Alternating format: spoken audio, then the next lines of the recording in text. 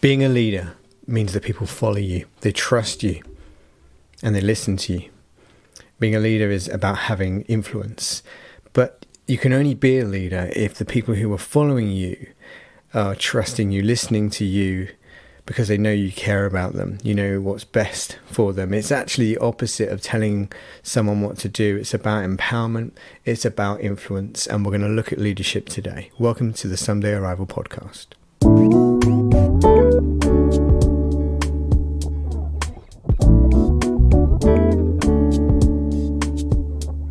So what makes a good leader? We are living in times of challenge, times for some people of crisis, and leaders are the people who keep us going, keep our hearts filled with hope, keep our vision on the future.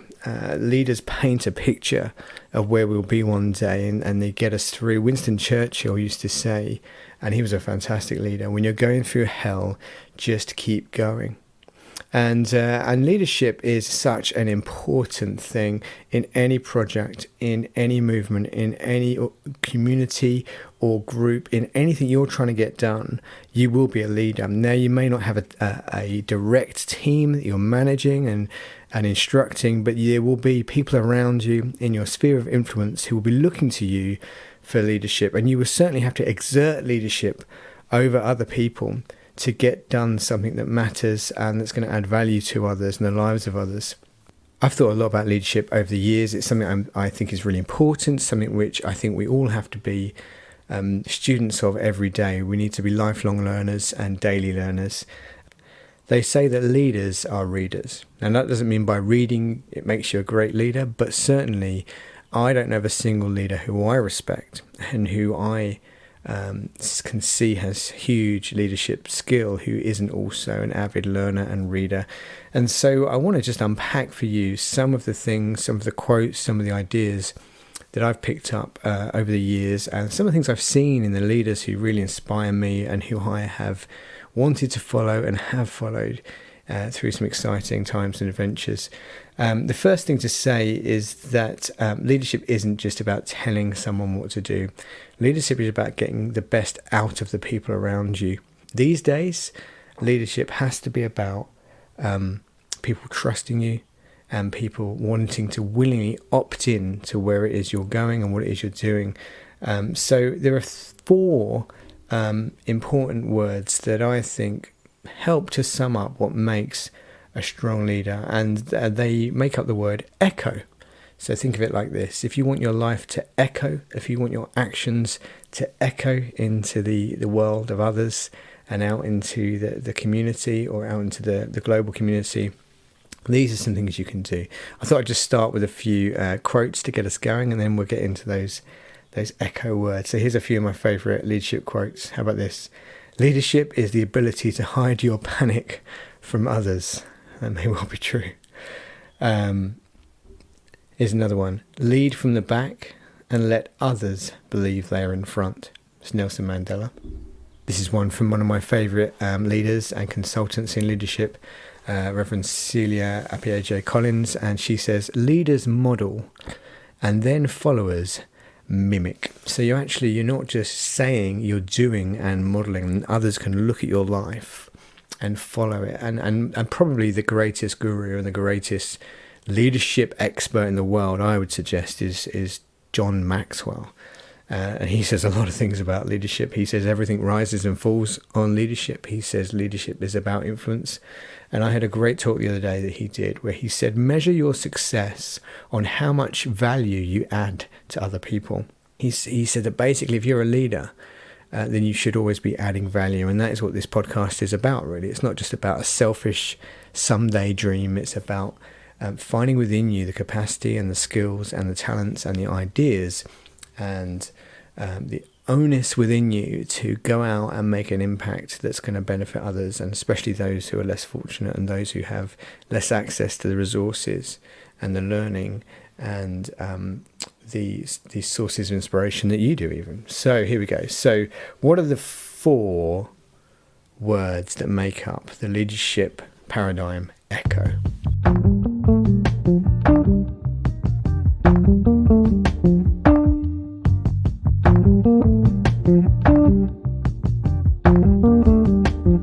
So the first word is, if you want to lead individuals, if you want to lead others, you have to be able to be an encourager. You have to encourage. And that's about being specific, and it's about not criticizing. Dale Carnegie says that you shouldn't ever criticize anyone. You should lavish sincere praise. So why is encouragement important? Well, because ultimately, as human beings, the well that we draw on can get quite shallow quite quickly if we are involved in a difficult project, a difficult time. And what we need is leaders to give us hope, to give us encouragement, to point out our qualities, to point out our strengths as team members, as followers, but also to be encouraging about a picture of the future, to paint a picture that we can almost see in our minds of that it's going to be okay and this is where we're going, or that, it's good now, but it's going to be even better in future. Think about something like the civil rights movement and Reverend Dr. Martin Luther King Jr., as he painted a picture. I've been to the mountaintop. I have a dream that one day, now lots of people have tried to emulate that I have a dream type language, but the idea is that he had a dream that one day white and black would hold hands, they'd play together, that the sweltering injustice would be lifted. He was able to use words and oratory to really evoke a picture of the future that others could then vividly see and grasp for and campaign for.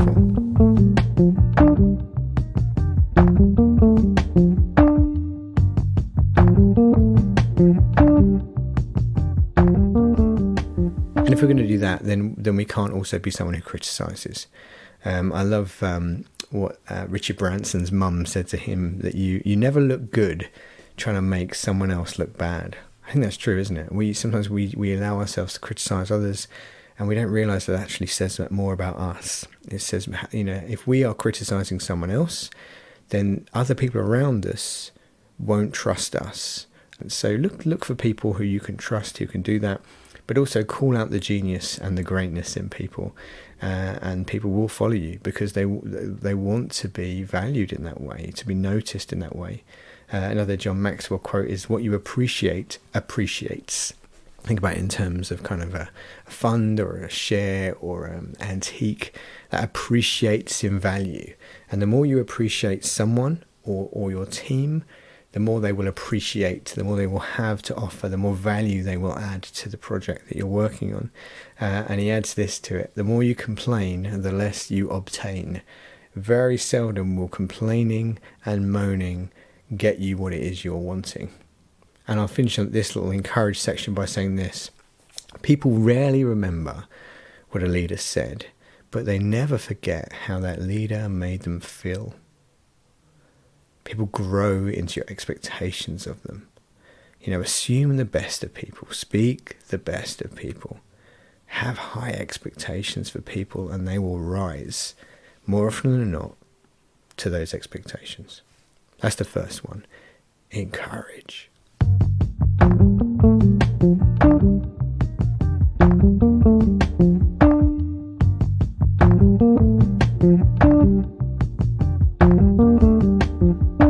The second is this: care.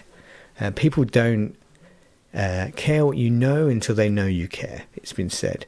It's really important to care about the people you lead. There are a lot of selfish wannabe leaders out there who have their someday dream, and they don't care who they step on and stand on and push down to get there. They will climb over their grandmother if necessary to obtain that, that fortune or whatever. That's not the kind of leader we want to be, is it?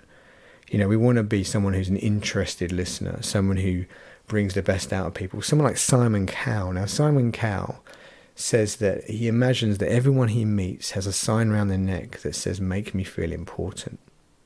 Everyone you meet has a sign around their neck that says, "Make me feel important." And there's no better way to show love and to make someone feel important than to lavish attention on them. Genuine attention, genuine listening.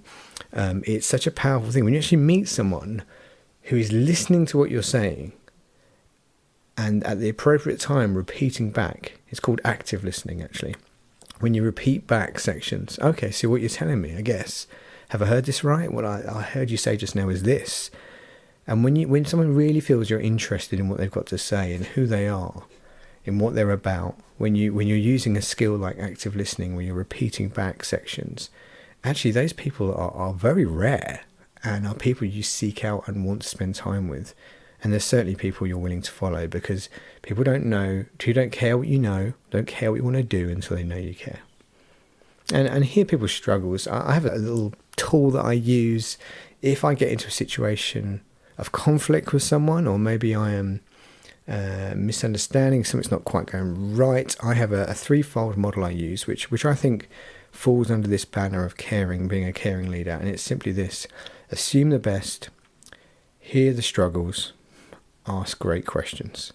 So if I've fallen out with someone, let's say I've heard that someone said something bad about me, or a project's going wrong and that person is the cause in my mind, I'm not going to immediately assume the worst. I'm not going to immediately assume they're trying to stab me in the back, or that they're trying to ruin things, or that they're just incompetent. I'm going to assume the best, and I'm going to assume competence of them.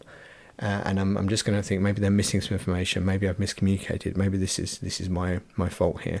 So I assume the best of that person, and then go into that situation, that meeting, and I start by hearing their struggles. Hey, look, listen, tell me how you're feeling, what's happened from your point of view.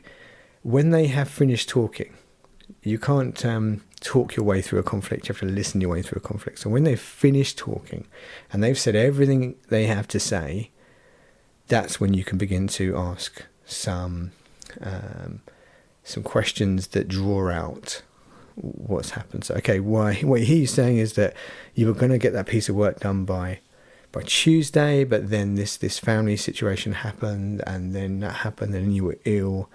Is that what I'm hearing right? Yeah, that does sound like that actually sounds like a frustrating situation. I didn't know that was happening. You show sympathy, you're repeating back, you've listened. Dale Carnegie says you can use a phrase like, look, I don't blame you for feeling like you do. I'm sure I'd feel the same.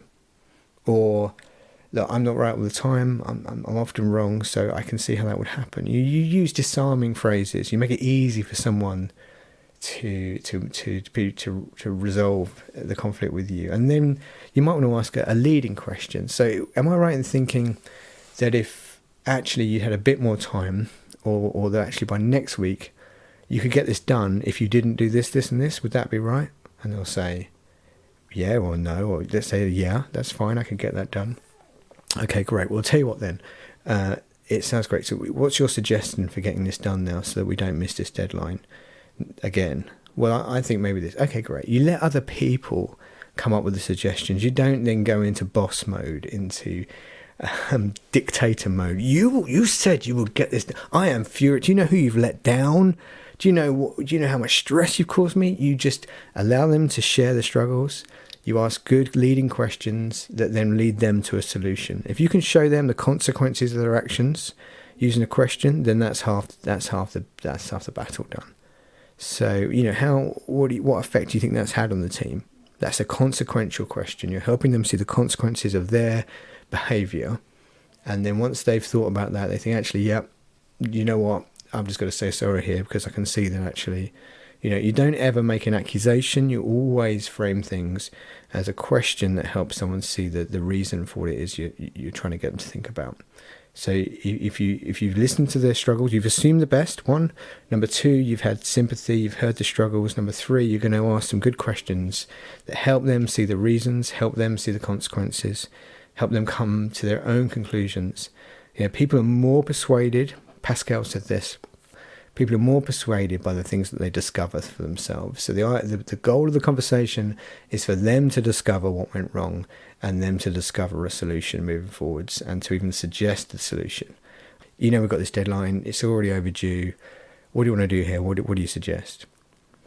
And then let them come up with it. And, maybe you will end up having to feed them the odd idea, but usually they can come up for it for themselves, and all you do then is make them accountable for what they've said. Okay, so what I'm hearing you say is that by next Tuesday you can get this done if you do this and this. Is that right? Okay, let's check in again next Tuesday. Sounds great to me.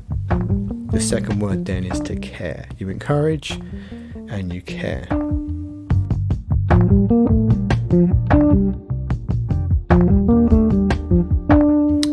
thirdly, and this is an interesting one, you won't see it in every leader, but you'll see it in the best leaders, it is humility, it's to be humble. You've encouraged, you're an encourager, you're a caring leader, someone who can see things from the other person's point of view, who avoids arguments, and you want to be humble. I guess that flows, doesn't it? You want to be totally confident in your own abilities without thinking you're better or without putting down anyone else. Focus on the qualities that qualify you to lead and not on your title, and focus on how actually what you do as a leader serves the team. A leader isn't someone who gets the big title, the big pay packet, and gets to boss people around. A leader is someone who puts in more hours, who actually potentially has more sleepless nights. A leader is someone who studies harder, who works harder, who cares more. It's that person who will go the extra mile. Simon Sinek wrote this great book that leaders eat last. I think it was the Marines that he was studying, and he'd noticed how in the mess hall the junior officers will go first. Even if they've been out on a 20-mile hike and they were exhausted and they were famished, it would be the leaders who eat last, because they are modeling something. They're modeling preferring others, being humble. They're modeling putting others first, and that's the kind of leader you want to follow, isn't it?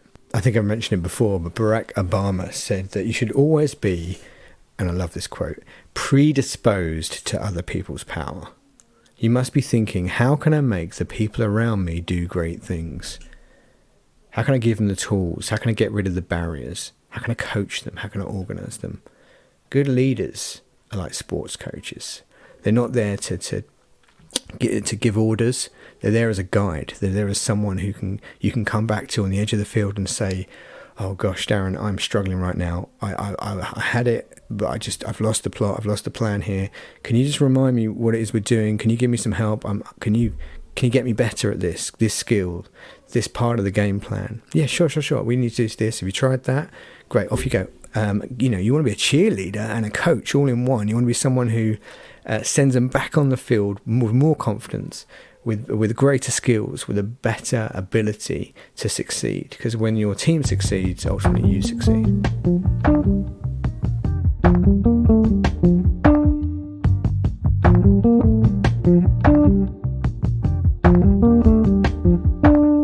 And the final one then is optimistic organisation. People need a plan. People need to know where you're headed and how you're going to get there. We've talked a lot about putting plans together, so I won't dwell too much on that, except to say that when you organise, when you come up with the plan, make sure that you also convey the why. Again, Simon Sinek talks about these three words: why, how, and what. A lot of organisations, a lot of groups know what they do. Most of them know how they do it. Generally, very few know why they do it. Tell stories. That's a way to draw people in. Make sure you empower people. If you want people to have buy-in, if you want people to own the plan that you put together, give them a say in it. Ask them what they think. If necessary, change it. Make sure that you are genuinely empowering others around you, listening to their ideas. Make what you're doing better by adding the feedback from those in your team. I love this quote here from Lois Frankel. Today's followers are similar to the followers of past centuries in that they want strong leaders. The difference is they also want to participate in the decision-making process. They want to be recognised for their accomplishments. They want autonomy in how they achieve organisational goals. So when you give someone a plan, don't just say, this is it, do it. Allow people some space. It's been said that you should give people a field to play in, not a lane to run on. The idea that, once you set the goal, once you've set the wide overarching plan, give people space and autonomy to solve the problems, to execute the plan in the way that they want to do it. No two people execute a task in exactly the same way. You set the objective, you set the what, but make sure that the how, there's some room there for them to interpret that. And finally, there's a really powerful way of asking someone to do something, and I wish I'd learned it 20 years ago, so I'm going to share it with you now. It's this: in not prescribing those solutions. Because if you prescribe something, they'll come back and say your prescription didn't work. They'll come back with the reasons why it didn't work. So don't prescribe something. Don't give people orders. The phrase you want to use is this: have you considered ... Have you thought about ... You're assuming the best of them. You're assuming they're competent. You're assuming that they've thought it through. And it's a really soft way to remind people of something, an element that they may or may not have considered. So if you say, okay, well, you've done it like that, but have you considered doing it like this? Or have you considered this factor, this issue? And if you say, oh yeah, I have, then that's great. If they say, oh no, I hadn't considered that, then that's just a gentle way of just steering what it is they're doing without them feeling like you are pushing them around. So lovely phrase there. Have you considered? Have you thought about? Really, really powerful, empowering phrase.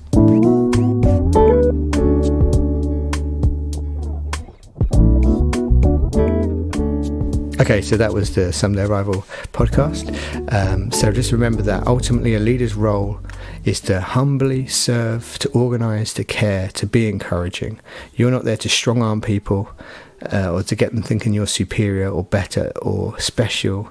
You're there to help them achieve a greater goal. A boss pushes people around. A leader models it. They get out in front. They go first if it's tough, and if it's something like a meal, they go last. Thanks so much for listening. Please do remember to subscribe, to like, to share, and it's great to have your comments as well. And until the next time, make someday today.